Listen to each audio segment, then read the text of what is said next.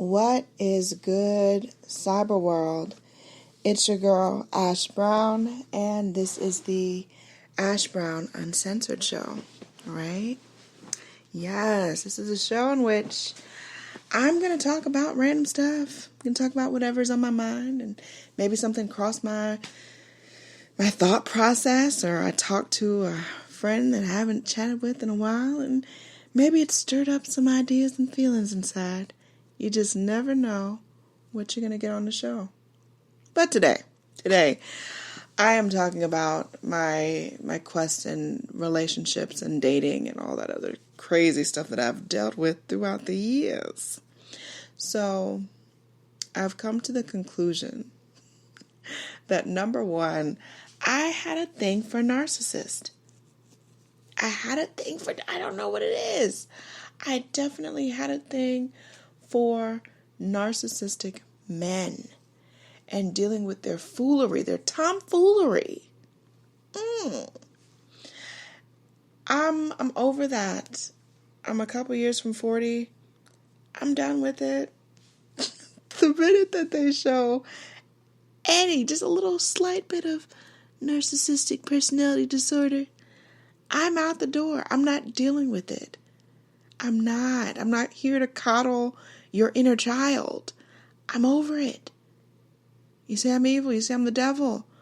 Well, what does that make you, sir? What does that make you? It's a good question. Good question. Okay, so the second half of this is, after some much reflection, a lot of the guys, with the exception of maybe two, a lot of the last couple of guys that I've dealt with have tried to pass off their children on me. And I mean that in the most literal way as possible. I mean that in the most literal, straightforward way as possible. They've tried to pass off their kids. I was dating a guy a few years ago, and he had a lot of kids. He had a lot of kids. More kids than I knew could really exist and coexist in the same household. And he was a single father. But he had a bunch of kids that were under the age of 18. And I was like, that's a lot to deal with. It's a whole lot to deal with. And he would share these, how can I put this as delicately as possible? Horror stories. He would share with me these horror stories of how his kids would terrorize their teachers, terrorize their counselors, terrorize the neighborhood. And then would suggest, oh yeah, well, I can't wait for you to meet him. I'm thinking to myself, I don't want to meet them little monsters. No. I don't want to meet the little monsters. He had a set of twins, and then a boy and a girl, and it was a lot going on. I don't want to meet them little monsters because you're not painting the best picture. You're not even trying to play it off. You are not even trying to play it off, sir. And he tried to lay groundwork for me to bond with these kids, and I always had an excuse. Every time it was something for us to hang out with me and them badass kids, I would make up some kind of excuse and get the hell out of it because we don't do that. We're not dealing with that. No. Not dealing with it. Second example happened a few years ago. Another single dad. Kids when they're under like high school age, like I'm not dealing with men with small children anymore. I'm not doing it. It's too much. It's way too much. The mother is going to be involved to some extent. These kids are going to need values reinforced on a regular basis if they don't already have them. And I am not enough of an authority. Me as a girlfriend to a guy, I'm not as much of an authority to where they're going to take what I have to say serious. Why should they? In all honesty of it, if the roles were reversed, why am I going to listen to you? You ain't my mama. And that's all that it's going to take. That's it.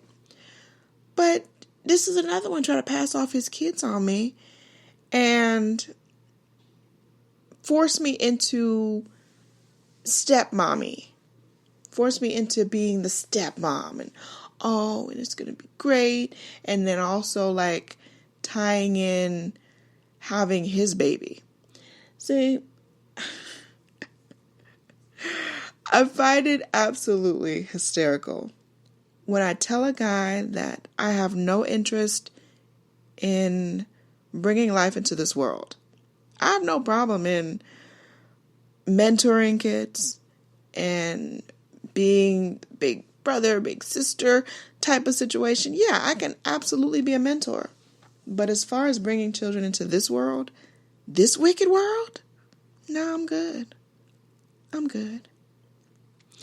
And repeatedly, as in, continuously, as in on a regular basis, as on a weekly time frame, this guy would ask me if I would change my mind about having kids. If I change my mind about having kids. He changed my mind. Every week he would find a different creative way of asking me if I would have his baby.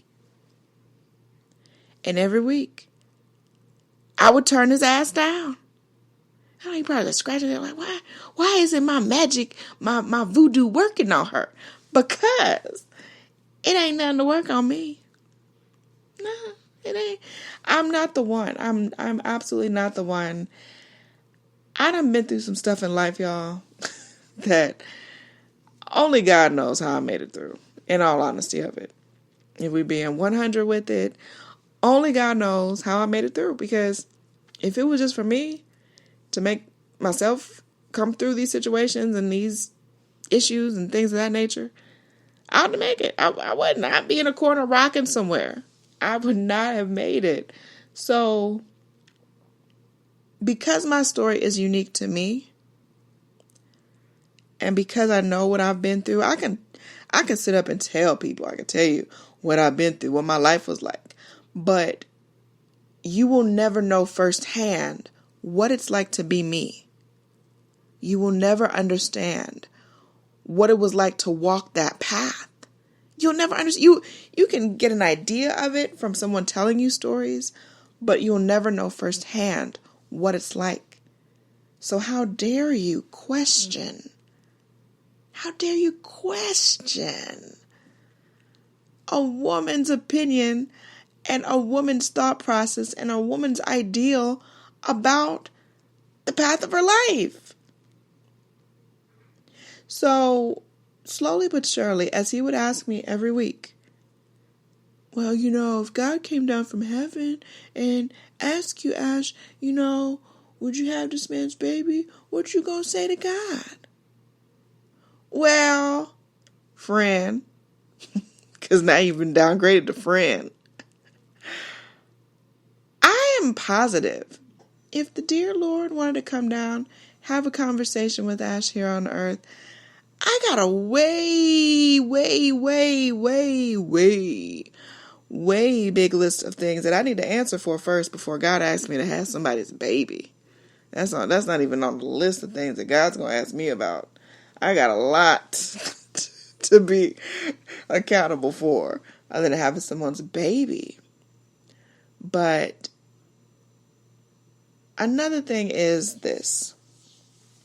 Single fathers out there, I know, it's a journey. And I tip my hat to you guys that are out there that are able to do it consciously. But the narcissistic fathers, they're a breed all their own. They are a breed all on their own.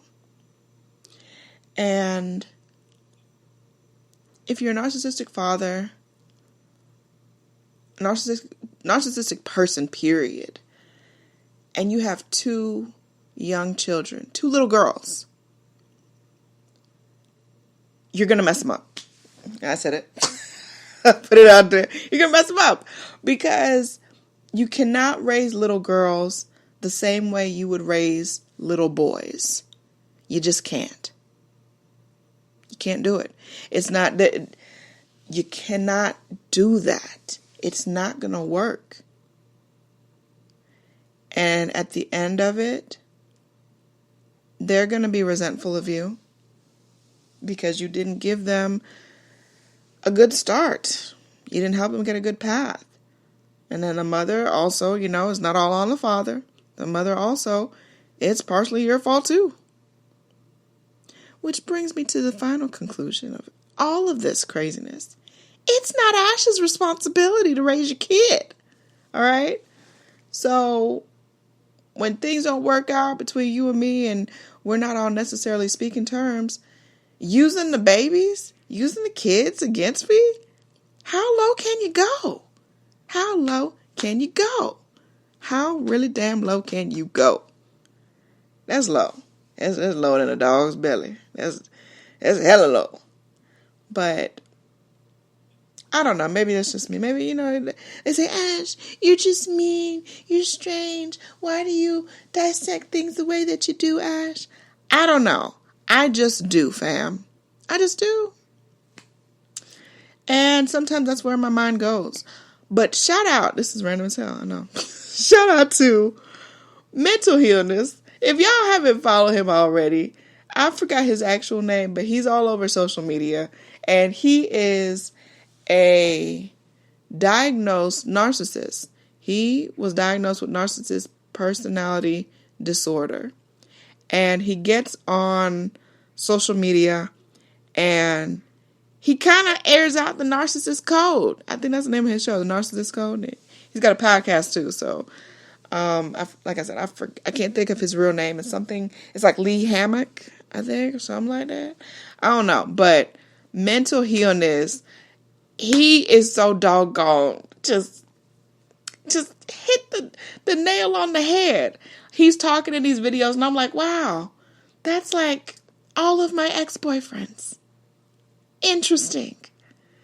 Ash, you gotta do some work on yourself, chick. You gotta do some work. I'm not doing these dating apps. That was another disaster within itself. I done talked about them dating apps. I'm just not down for it. I'm just not. That's the story of that. Anyways, my random babbling of the nights. I love you guys. Thank you so much for supporting the movement, which is Ash Said It.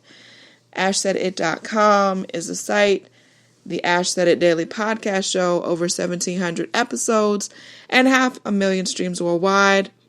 Wouldn't be anything without you guys. So I thank you so very much. I do. I appreciate y'all. I love y'all.